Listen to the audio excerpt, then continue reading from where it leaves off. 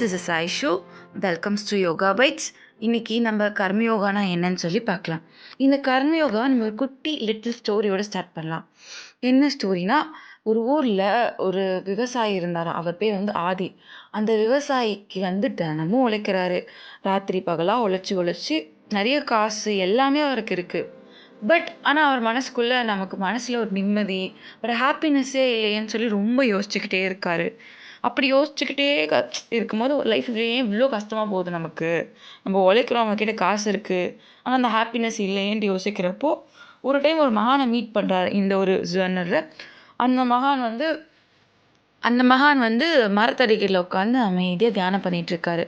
அவகிட்ட போயிட்டு அந்த ஆதின்றவர் கேட்குறான்னா, என்ன கேட்குறான்னா, நான் வந்து நல்லா தான் எல்லாருக்கும் நல்லது தான் பண்ணுறேன், நல்லா தான் உழைக்கிறேன், காசு சம்பாதிக்கிறேன், ஆனால் ஏதோ ஒரு இடத்துல எனக்கு கஷ்டன்ற ஒரு விஷயம் இருந்துக்கிட்டே இருக்குது, எனக்கான ஹாப்பினஸ் எனக்கு கிடைக்கவே இல்லை அப்படின்னு சொல்லும்போது அந்த மகன் வந்து ஸ்மைல் பண்ணிக்கிட்டே சொல்கிறாரா, நீ கடமையை செய், பலனை எதிர்பார்க்காது அப்படின்னு சொல்லும்போது ஆதிக்கு ஒரு கன்ஃபியூசிங் ஸ்டேஜாக இருக்குது.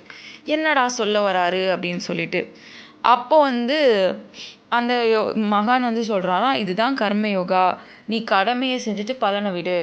நீ எந்த ஒரு விஷயத்துக்கு எஃபர்ட்ஸ் போடுறியோ போடு, அதுக்கான பலனை எதிர்பார்த்துக்கிட்டே இருந்தீங்கன்னா நீ ஃபுல்லாக எதிர்பார்த்துக்கிட்டே மட்டும் தான் உன்னோட கடமை, அடுத்த கடமை என்னவோ அதை நீ கவனிக்க முடியாது. ஸோ நீ போடுற எஃபர்ட்ஸுக்கும் நீ போடுற எல்லா விஷயத்துக்குமே ஒரு நாள் ரெகக்னைஸ் கண்டிப்பாக கிடைக்கும். அதுக்கான பலன் ஒரு நாள் என்றைக்காவது வரும். அதை இதுதான் ரெகக்னைஸ் பண்ணுற மாதிரி நடக்கும். ஸோ அதுதான் வந்து ஸ்டார்ட் ஆகுது இந்த கர்மயோகில். அதுக்கப்புறம் வந்து இன்னொன்று சொல்கிறாரு அந்த இது. இப்போ அதுக்கு அவனுக்கு புரிகிற மாதிரி இன்னும் கொஞ்சம் எக்ஸாம்பிள்ஸ்லாம் சொல்கிறாரு. இப்போ ஒரு விவசாயி வந்து விதை விதைக்கிறான். அவன் வந்து மழை வரணும், பயிர் வளரணும்னு கவலைப்பட்டு என்ன அந்த பயிர் வளருமா, நம்பணும். லைக் பிலீவ், அவன் போட்ட எஃபர்ட்ஸ்க்கு வந்து அது நடக்கும் அப்படின்றது ஒரு விஷயத்த அவன் நம்பணும், எஃபர்ட்ஸும் சேர்த்து போடணும். அப்படி நடக்கிறதான் வந்து இந்த கர்மயோகாவில் வந்து எக்ஸ்பிளைன் பண்ணியிருக்காங்க. நீ செய்யும் செயல் அது கடவுளுக்கு அர்ப்பணமாக செய்யணும். எந்த ஒரு கர்மயோகாவில் என்ன சொல்லியிருக்காங்கன்னா, நீ செய்கிற விஷயத்த காட்க்கு ஒரு ஃபுல் எமோஷன்ஸோட, ஃபுல் ஃபீலோட, ஃபுல் எஃபர்ட்ஸோட நீ போடணும். அது உனக்கு ஒரு நாள் கண்டிப்பாக அதுக்கான ஒரு ரெகக்னேஷன் ஆகட்டும், எதுவாக இருந்தாலுமே அதுக்கான ஒரு சின்ன ஒரு விஷயமாவது உனக்கு கிடைக்கும். அதுதான் அவர் வந்து சொல்லியிருக்காரு.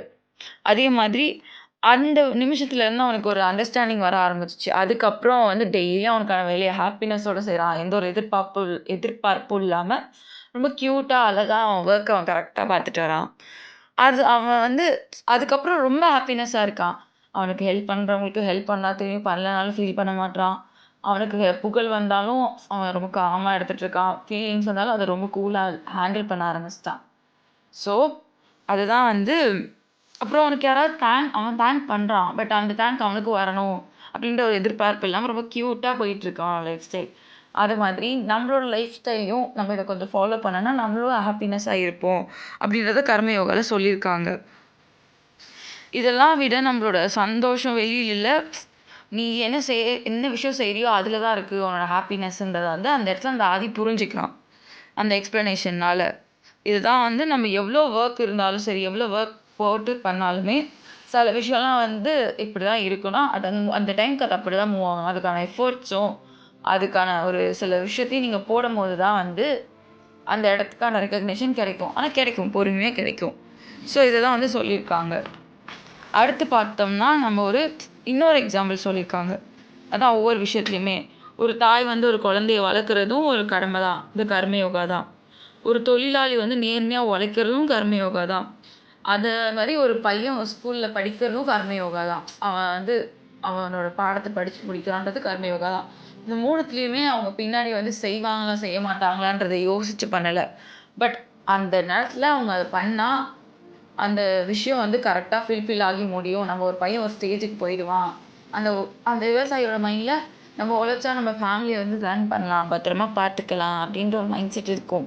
அந்த மாதிரி அந்த பையன் படிக்கிறான், அவனுக்கான எஃபர்ட்ஸ் போடுறான், முழு எஃபர்ட்ஸையும் போடுறான். அவனுக்கு என்ன மார்க் வரும்ன்றதா அவன் மைண்டில் இல்லை. அவன் ஒரு மார்க் யோசிப்பான், அவன் படிப்பான். பட் கண்டிப்பாக அதுக்கான ஒரு வெளிப்பாடு வந்து கண்டிப்பாக இருக்கும் அது எல்லாத்துக்குமே. ஸோ இது வந்து விவேகானந்த ஸ்டைலில் நிறைய விஷயம் சொல்லியிருக்காரு அவரோட கோட்ஸில். அதில் ஒரு சிலது நம்ம பார்ப்போம். Action is the secret of all success. ஒருத்தனோட ஆக்ஷன் வந்து எல்லாத்தோட சக்ஸஸுக்கும் சீக்ரெட்டாக இருக்கும். அவனோட செயல் தான் அவனோட சக்ஸஸுக்கு முக்கியமான காரணமாக இருக்கும் அப்படின்னு சொல்கிறாங்க. எந்த ஒரு விஷயத்தையுமே நம்ம வந்து வாயால் சொல்லிக்கிட்டே இருந்தால் அது வந்து மூவ் ஆகாது. எந்த ஒரு விஷயமா இருந்தாலுமே அதை நம்ம செயலில் செஞ்சு காமிக்கணும். அப்படி செய்யறதுமே ஒரு இதுவான கர்மயோகா. அடுத்து வந்து ஒர்க் இஸ் ஒர்க்ஷிப் அட்டாச்மெண்ட். ஒரு வேலையை செய்கிறோம், அதில் அட்டாச்மெண்ட் இருக்கிறது பிரச்சனை இல்லை. ஆனால் ஒரு வேலையை வந்து நம்ம செய்யணும். வேலை வந்து நம்மளை வந்து செய்யக்கூடாது, வச்சு செய்யக்கூடாது. அப்படி ஒரு லைஃப் ஸ்டைல்லாம் நம்ம இருக்கணும். நம்ம வேலையை செஞ்சால் தான் நம்மளோட லைஃப், நம்மளோட மைண்ட் வந்து கண்ட்ரோல்டாக இருக்கும்.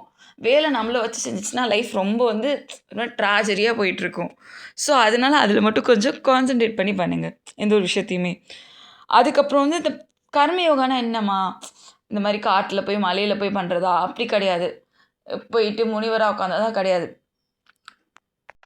உன் லைஃப் ஸ்டைலை நீ உன்னோட ஃப்ரீடமே கூட உழைக்கிற, சம்பாதிக்கிற, அதை செலவு பண்ணுற, அதில் ஹாப்பினஸ் தேடுற, எந்த ஒரு எக்ஸ்பெக்டேஷன்ஸும் இல்லாமல். ஸோ அதுதான் வந்து கர்மயோகா அப்படின்னு சொல்கிறாங்க. அதுக்கப்புறம் வந்து இன்னொரு கோட் வந்து சொல்லியிருக்காரு கியூட்டா. If you can do great thing, do the small thing in a great வே.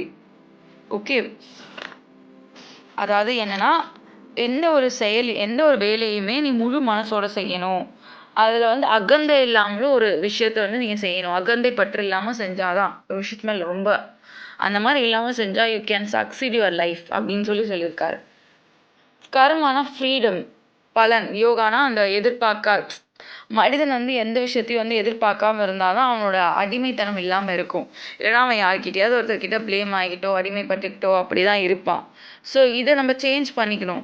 எந்த ஒரு விஷயத்தையுமே வந்து ஃபீல் பண்ணி டம்ப் ஆகக்கூடாது. ஒருத்தனுக்கு வந்து அதிக புகழ் வந்துருச்சு, மேலே ஏறி உச்சாணிக்கு மேலே உட்காரதோ, அவனுக்கு ரொம்ப கஷ்டம் வந்துருச்சு, டவுன் ஆகி ஃபுல்லாக வெக்ஸ் ஆகிறதோ லைஃப்பில் இருக்கக்கூடாது. ஈக்குவலிட்டியாக கொண்டு போகணும். அப்போ தான் லைஃப் வந்து ஸ்வீட் அண்ட் சாஃப்டாக இருக்கும். இப்போது ஒரு பைட் ஆஃப் ஸ்வீட் டேஸ்ட் எடுத்து நம்ம சாப்பிட்றோம். ஒரு ஃபுட்லேயே வச்சுக்கோங்களேன். ஒரு பைட் ஆஃப் ஸ்வீட் சாப்பிட்றோம், அடுத்த பைட்டு சாப்பிட்றோம்.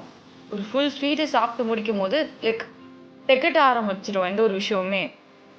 ஸோ நீங்கள் அதை வந்து மைண்ட்குள்ளே போட்டு குழப்பிக்கிட்டே இருந்தால் லைஃப்பில் வந்து இந்த அறுசுவை மாதிரி தான். நீங்கள் மிக்ஸ் ஆகி தான் லைஃப் போயிட்டுருக்கோம்.